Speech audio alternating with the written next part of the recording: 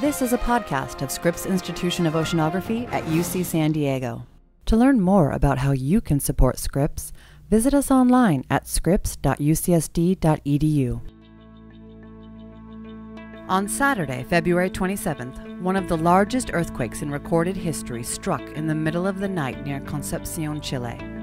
It took the lives of nearly 500 people and caused widespread damage to the country's central coast. Many of the casualties from that night were not directly caused by the earthquake, but by the tsunami waves that followed. For hours after the quake, tsunami waves 40 feet tall or more pounded coastal communities and islands offshore repeatedly, sweeping people out to sea and shoving even large vessels inland. One Scripps Institution of Oceanography research vessel was only miles away from the quake's epicenter when it struck. RV Melville sustained no damage, and within hours, plans were in motion to make the ship part of a rapid scientific response to the quake zone. Part of Melville's instrument package made it particularly suited to the task. It has a multi-beam sonar unit that can map the seafloor. Scientists wanted to know what caused the tsunami and if there was an immediate risk of more tidal waves. The map could give important clues, and by chance, portions of the offshore quake zone had already been mapped by a team of German researchers years earlier. That would let the scientists create a before and after comparison. Thanks to a special fast-tracking process, the National Science Foundation funded a special research cruise that brought a team of American and Chilean geophysicists to the scene while evidence was still fresh. What the scientists came away with was data that had never been collected before. The ship was safely at sea when the earthquake struck, and almost directly above the epicenter at the time.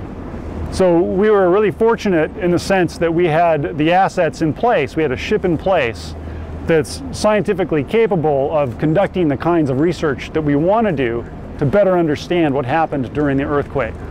So I sent the first email off to NSF Saturday afternoon, local time.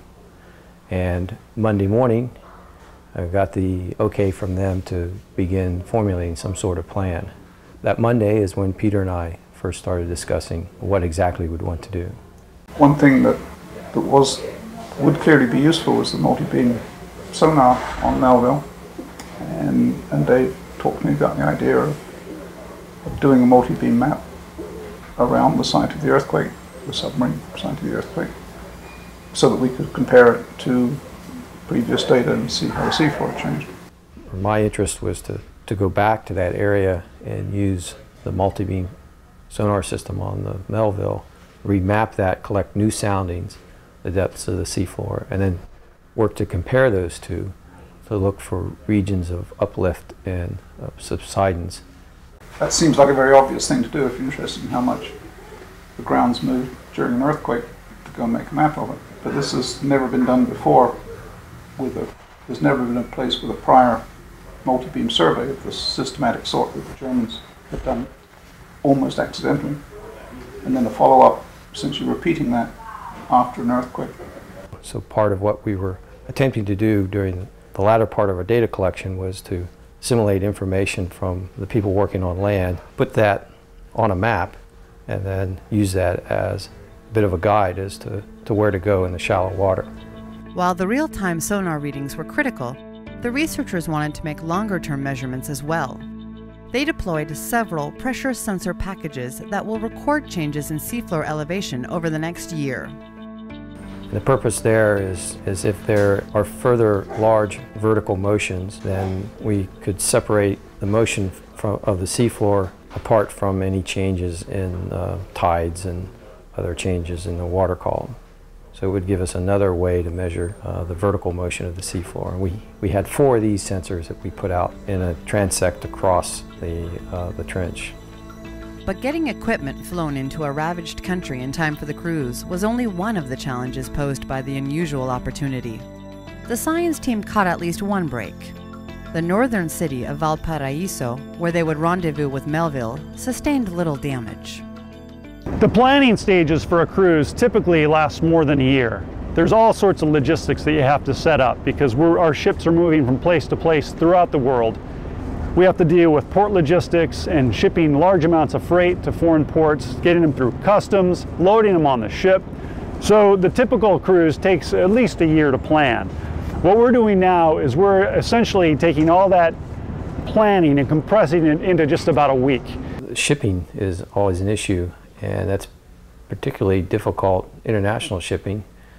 And then you try to do it within 2 weeks, and then you try to do it within a country that's just had a major earthquake. So that was a hassle. With NSF, it was rapid in the sense of evaluation and funding. I'd give them most credit to the ship's crew. You know, they were on a 30-day leg in the Southern Ocean, where they're not too good. They were looking forward to a few days of R&R in Valparaiso, which is a very popular port, and instead didn't even touch land, anchored out in the bay. We jumped on and said, let's go. And because we'd squeezed all the time that was available in the schedule to do the survey, the exact same thing happened when we arrived at Valparaiso. We jumped off and went and had a beer, and the crew stayed on the ship and left within a couple of hours for another 2-week trip up to Central America. So they were really above and beyond in terms of allowing this to happen. From my knowledge, most of the rapid responses have been to mid-ocean ridge events, where there's been some anomalous detection from the seismic network, and then a ship is sent out to look for recent changes to the mid-ocean ridge. So this is one of the first times we've been able to respond to a subduction thrust event. There is new information about how frequently and how large some of the underwater slumps can be in areas that are shaken, on steep slopes, shaken by earthquakes. So for that sort of geologic interpretation aspect, I think we can declare it a successful operation.